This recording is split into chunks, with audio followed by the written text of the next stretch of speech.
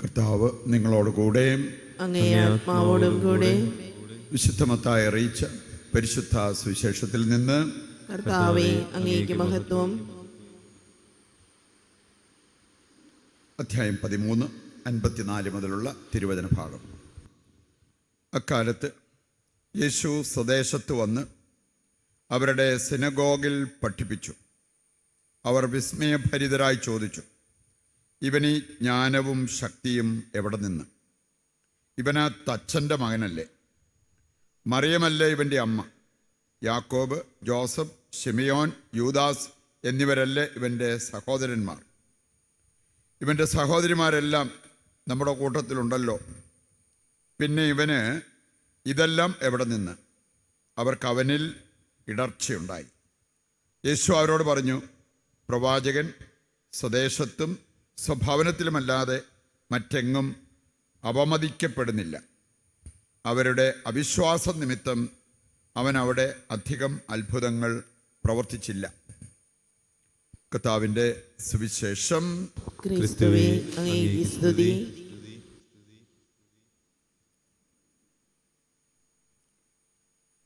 ഈശോയിൽ പ്രിയപ്പെട്ടവരെ, ഒരു വലിയ വിശുദ്ധനെ, വൈദികനായിരുന്ന പീറ്റർ ജൂലിയൻ എയ്മാർഡിനെ ഇന്ന് സഭയിൽ നമ്മൾ അനുസ്മരിക്കുന്നു. അദ്ദേഹം അറിയപ്പെടുന്നത് വിശുദ്ധ കുർബാനയുടെ അപ്പസ്തോലൻ. പറയാം, എത്രമാത്രം വിശുദ്ധ കുർബാനയെ പ്രണയിച്ച ഒരു വ്യക്തിയാണ് വിശുദ്ധ താർസീസിയോസ്. അദ്ദേഹം വിശുദ്ധ കുർബാനയുടെ രക്തസാക്ഷി എന്നറിയപ്പെടുന്ന വ്യക്തിയാണ്. അദ്ദേഹത്തിന് ഇങ്ങനെ മറ്റുള്ളവർക്ക് കുർബാന കൊടുക്കേണ്ടതിന് ആലയത്തിൽ നിന്നും ദിവ്യകാരുണ്യം കൊടുത്തപ്പോൾ അച്ഛൻ പറഞ്ഞ് ഉപദേശിച്ചൊരു കാര്യം, വളരെ ശ്രദ്ധിക്കണം, ഇത് അതിവിശിഷ്ടമായ ഒന്നാണ്. പറയുകൊണ്ട് പോകുന്ന വഴിക്ക് വളരെ ശ്രദ്ധിക്കണം. അദ്ദേഹം അങ്ങനെ പോയ സമയത്താണ് സാമൂഹ്യ വിരുദ്ധരായിട്ടുള്ള ഏതാനും പേര് വന്നിട്ട് പറഞ്ഞു, ഇങ്ങനെ തരാൻ പറഞ്ഞു. അദ്ദേഹം പറഞ്ഞു, ഞാൻ തരില്ല എന്ന് പറഞ്ഞു. അവനെ ഫോഴ്സ് ചെയ്ത് അതെടുക്കാൻ നോക്കി. അവൻ കൊടുക്കാതെ വന്നപ്പോൾ അവനെ അടിച്ച് കൊന്നതിന് ശേഷമാണ് എടുക്കാൻ പറ്റിയത്.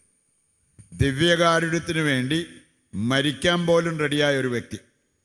ഇത് അവർ കൊണ്ടുപോയാൽ ദിവ്യകാരുണ്യത്തെ അവഹേളിക്കും, അപമാനിക്കും എന്നുള്ളത് അറിയാമായിരുന്നുകൊണ്ട് മരണം വരെ അത് സംഭവിക്കാൻ ഞാൻ അനുവദിക്കില്ല എന്ന് പറഞ്ഞ ഒരു വ്യക്തിയാണ് താർസീസിയോസ്. ഇതുപോലെ വിശുദ്ധ കുർബാനയെക്കുറിച്ച് വലിയ കാര്യങ്ങൾ പഠിപ്പിച്ച വിശുദ്ധ പീറ്റർ ജൂലിയൻ എയ്മാർഡ് വിശുദ്ധ കുർബാനയെ പ്രണയിച്ച ഒരു വ്യക്തിയാണ്. അദ്ദേഹം പഠിപ്പിച്ചൊരു കാര്യമുണ്ട്, സ്വർഗം നമുക്ക് തന്നിരിക്കുന്ന സമ്മാനങ്ങളിൽ ഏറ്റവും വിശിഷ്ടം, നമുക്ക് ഈ ഭൂമിയിലായിരിക്കുമ്പോൾ കിട്ടാവുന്ന ഏറ്റവും വലിയ സമ്മാനം ദിവ്യകാരുണ്യം. നമ്മളൊക്കെ ഇത് ശരിക്കും ഈ രീതിയിൽ വിശുദ്ധ കുർബാനയെക്കുറിച്ച് കണ്ടാണോ ബലി അർപ്പിക്കുന്നത്? നമുക്ക് ഈ ഭൂമിയിൽ കിട്ടാവുന്ന ഏറ്റവും വലിയ സമ്മാനം, വിശുദ്ധ കുർബാനയെക്കുറിച്ച് വലുതെന്ന് പറയാവുന്ന ഒറ്റ കാര്യമുള്ളതെന്നാണ് പറഞ്ഞു. അത് ഈ ഭൂമിയിൽ വെച്ച് അതാരും കിട്ടുന്നതല്ല, അതാണ് സ്വർഗം. സ്വർഗം മാത്രമാണ് വിശുദ്ധ കുർബാനയേക്കാൾ വലുതായിട്ട് നമുക്ക് കാണാൻ പറ്റുക. ഈ ഒരു കാഴ്ചപ്പാടിലാണോ നാം വിശുദ്ധ കുർബാനയെ എടുത്തിരിക്കുന്നത്, വിശുദ്ധ ബലി അർപ്പിക്കുന്നത് എന്ന് നമ്മോട് തന്നെ ചോദിക്കേണ്ട ഒരു ചോദ്യമാണ്. പ്രിയപ്പെട്ടവർ, ഇന്നത്തെ ആദ്യവായനയിൽ നമ്മൾ കണ്ടു, പ്രവാചകനായിട്ട് ജീവിക്കുക എന്ന് പറഞ്ഞാൽ അത്ര എളുപ്പമല്ല. ഒരു ക്രിസ്ത്യാനിയായിട്ട് ജീവിക്കാൻ പോലും 1 മണിക്കൂർ നല്ലൊരു ക്രിസ്ത്യാനിയായിട്ട് ജീവിക്കണമെങ്കിൽ ഒരുപാട് സമർപ്പണം നടത്തിയേ പറ്റൂ. അങ്ങനെ ഒരു ലോകത്താണ് നമ്മൾ, അങ്ങനെ ഒരു ചുറ്റുപാടിലാണ് നമ്മൾ. അത് നമ്മൾ തിരിച്ചറിയണം. മൂല്യങ്ങളൊന്നും വെടിയാതെ അങ്ങേയറ്റം സത്യസന്ധരായിട്ട് ഒരു നല്ല വിശ്വാസിയായിട്ട് ജീവിക്കണമെങ്കിൽ വലിയ സമർപ്പണം വേണം. ഇപ്പോൾ പിന്നെ പ്രവാചക ദൗത്യം എടുത്താലോ, ഈ പ്രവാചക ദൗത്യമുള്ളവരാണ് ദൈവമക്കൾ എല്ലാവരും. പുതിയ നിയമത്തിലെ ക്രിസ്ത്യാനി എന്ന് പറഞ്ഞാൽ പ്രവാചക ദൗത്യം ശിരസ വഹിക്കുന്നൊരു വ്യക്തി. ജെറമ്യാ പ്രവാചകനോട് ദൈവം ആവശ്യപ്പെട്ടൊരു കാര്യം, നീ ദേവാലയത്തിൻ്റെ അങ്കണത്തിലേക്ക് പോവുക, അവിടെ നിന്നിട്ട് ആരാധനയ്ക്ക് വരുന്നവരോടെല്ലാം ഞാൻ പറയുന്ന കാര്യങ്ങൾ പറയുക, ഒന്നും വിട്ടുപോകരുത്. ഒരു കാര്യം പോലും ഇത് പറഞ്ഞാൽ അവരുടെ മുഖം പാടും, ഇത് പറഞ്ഞാൽ അവർക്ക് ദേഷ്യം വരും, അവിടെ അതൊക്കെ ഒഴിവാക്കിയേക്കാം, അതൊന്നും പറ്റില്ല. ഞാൻ പറയുന്ന സകല കാര്യങ്ങളും പറയണം. നമ്മൾ കേട്ടതനുസരിച്ച് ഞാൻ കാരിസ്മോൻ്റെ ആ പ്രവേശന കവാടത്തിൽ നിന്ന് ഇഷ്ടംപോലെ ആൾക്കാർ ആരാധനയ്ക്ക് വരുന്ന സമയത്ത് ഞാൻ അവരുടെ മുഖത്ത് നോക്കി, നിങ്ങളൊക്കെ നശിക്കും, നിൻ്റെയൊക്കെ വീട് കുറുക്കൻ്റെ സങ്കേതമായി മാറും. എത്ര പേർക്ക് ദഹിക്കും? എത്ര പേർക്ക് അത് എടുക്കാൻ പറ്റും? ഇങ്ങനെ ഒരു കാര്യം ചെയ്യാനായിട്ടാണ് പ്രവാചകനോട് ദൈവം ആവശ്യപ്പെട്ടത്. നമുക്ക് കാണാൻ സാധിക്കും, 1 രാജാക്കന്മാർ 13-ാം അധ്യായം എടുക്കുമ്പോൾ അവിടെ ജെറൊബോവാം രാജാവ് അവനൊരു ബിംബം ഉണ്ടാക്കി. 2 ബിംബങ്ങൾ ഉണ്ടാക്കി. ഒന്ന് ബഥേലിലും മറ്റൊന്ന് ദാനിലും പ്രതിഷ്ഠിച്ചു. ജനങ്ങളോട് അതിനെ ആരാധിക്കാൻ പറഞ്ഞു. ആ സമയത്ത് ഒരു ദൈവപുരുഷനെ ദൈവം ബഥേലിലേക്ക് അയച്ചു. അവിടെ ചെന്നിട്ട് അവർക്കെതിരെ പ്രവചിക്കാൻ പറഞ്ഞു. അവിടെ ചെന്ന് ഈ ബിംബത്തിൻ്റെ മുമ്പിൽ വെച്ചിരുന്ന അൾത്താര അതിലേക്ക് വിരൽ ചൂണ്ടിക്കൊണ്ട് ദൈവപുരുഷൻ പറഞ്ഞു, നോക്കിക്കോ, ഇപ്പം ഇത് കത്തി ചാരമിറ്റിട്ട് വീഴുന്നത് കാണാം. ഇതും കേട്ടോണ്ടാണ് രാജാവ് അവിടെ നിൽക്കുന്നത്. നമ്മൾ കണ്ടല്ലോ, പുരോഹിതന്മാരിത് കേട്ട് കഴിഞ്ഞപ്പോഴേ അവനെ പിടിച്ചു. എന്നിട്ട് പറഞ്ഞു, നീ മരിക്കണം, കാരണം നീ ആലയത്തിനെതിരെ പ്രവചിച്ചു. ഇവിടെ രാജാവുണ്ടാക്കിയ ആ ബിംബത്തിനെതിരെയും അതിനുള്ള അൾത്താരയ്ക്കെതിരെയും ദൈവപുരുഷൻ പറഞ്ഞു. ഉടനെ രാജാവ് അവൻ്റെ നേരെ കൈ നീട്ടിട്ട് പറഞ്ഞു, അവനെ പിടിക്കടാ. ആളുകൾ ഓടിപ്പോയി അവനെ പിടിച്ചു കാണും. പക്ഷേ പിടിക്കടാന്ന് പറഞ്ഞ് നീട്ടിയ കൈ പിന്നെ തിരിച്ചെടുക്കാൻ നോക്കിയിട്ട് തിരിച്ചു വരുന്നില്ല. ഇനി അങ്ങനെ ഒരു അവസ്ഥയിൽ ജെറൊബോവാം രാജാവ് അനുദപിച്ച് അവൻ്റെ അഹങ്കാരമൊക്കെ വെടിഞ്ഞ് അവന് ദൈവപുരുഷനോട് തന്നെ ആവശ്യപ്പെട്ടു, നിൻ്റെ ദൈവത്തോട് പ്രാർത്ഥിക്കുക. ഇവൻ്റെ ബിംബം ഇവനെ സുഖപ്പെടുത്തിയാലെന്ന് അറിയായിരുന്നു. നിൻ്റെ ദൈവത്തോട് പ്രാർത്ഥിക്കുക. അങ്ങനെ അവന് സൗഖ്യം ലഭിക്കുന്നതിനെക്കുറിച്ചും നമുക്ക് കാണാൻ പറ്റും. ഇപ്പം ഈ ഒരു പ്രവാചക ദൗത്യം ഏറ്റെടുത്ത് നിറവേറ്റുക എന്ന് പറഞ്ഞാൽ അത്ര എളുപ്പമുള്ള കാര്യമൊന്നുമല്ല. അതിന് ചിലപ്പോൾ നമ്മൾ സഹനം ഏറ്റെടുക്കേണ്ടി വരും. പ്രവാചകൻ മുള്ളിൻ്റെ മുകളിലിരിക്കുന്ന അനുഭവം ഉണ്ടാകും. പഴുതാരയുടെ മുകളിൽ തേളിൻ്റെ മുകളിലിരിക്കുന്ന അനുഭവം ഉണ്ടാകും. ഇതൊക്കെ എസെക്കിയേൽ പ്രവാചകൻ പഠിപ്പിച്ച കാര്യമാണ്. പറയുന്നുണ്ട്, സഹനമെടുക്കാൻ, ത്യാഗമെടുക്കാൻ, ജീവൻ കൊടുക്കാൻ തയ്യാറാകുന്നവർക്ക് ഇങ്ങനെയുള്ള കാര്യങ്ങൾ ചെയ്യാൻ പറ്റത്തുള്ളൂ. മത്തായി 16:25 നമ്മളെ പഠിപ്പിക്കുന്നത്, ജീവൻ കൊടുക്കാനും തയ്യാറായാലേ നിത്യജീവൻ എടുക്കാൻ പറ്റും.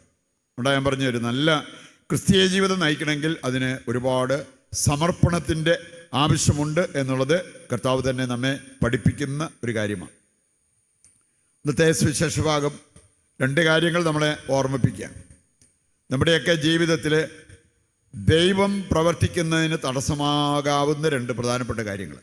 ഒന്ന്, മുൻവിധി, ഇൻഹിബിഷൻസ്. നമ്മൾ കണ്ടോ, ചിലർ യേശുവിനെക്കുറിച്ച് പറഞ്ഞത്, ഇവൻ മരപ്പണിക്കാരൻ്റെ തച്ചൻ്റെ മകനല്ലേ, തച്ചൻ്റെ മകൻ. ഇത് മത്തായി സുവിശേഷത്തിൽ അല്പം മോഡിഫൈ ചെയ്ത് എഴുതിയതാണ്. മർക്കോസിൻ്റെ സുവിശേഷം വായിക്കണം. അവിടെ പറഞ്ഞിരിക്കുന്നത് ഇവൻ തച്ചനല്ലേ, മരപ്പണിക്കാരൻ. അങ്ങനെയാണ് യേശുവിനെ അവർ കണ്ടത്, മരപ്പണിക്കാരൻ. കാരണം അവൻ കാർപ്പൻട്രി വർക്ക് ചെയ്തവനാണ്. മത്തായി ഈ കർത്താവിനത് ഒരു അഭംഗിയെന്ന് തോന്നിയത് കൊണ്ടാണ് തച്ചൻ്റെ മകൻ. മരപ്പണിക്കാരൻ്റെ മകന് ഏത് അവസ്ഥയിലേക്ക് വേണേലും ഉയരാമല്ലോ. പ്രിയപ്പെട്ടവരെ, നമ്മളിവിടെ കാണുക, അവനെക്കുറിച്ച് അവർ മനസ്സിലാക്കിയ കാര്യങ്ങൾ എന്ന് പറഞ്ഞാൽ ദൈവത്തിൻ്റെ പുത്രനായിട്ടൊക്കെ ദൈവമായിട്ടൊക്കെ അംഗീകരിക്കാൻ അവർക്ക് പറ്റിയില്ല. ഇൻഹിബിഷൻസ്. എൻ്റെ സഹോദരങ്ങളെ നമുക്കറിയാമല്ലോ. ഇത് വെച്ചുകൊണ്ടാണ് പ്രോട്ടസ്റ്റന്റുകാർ പഠിപ്പിക്കുന്നത് യേശു ഒരാൾ മാത്രമല്ല, വേറെ സഹോദരങ്ങളുണ്ടായിരുന്നു.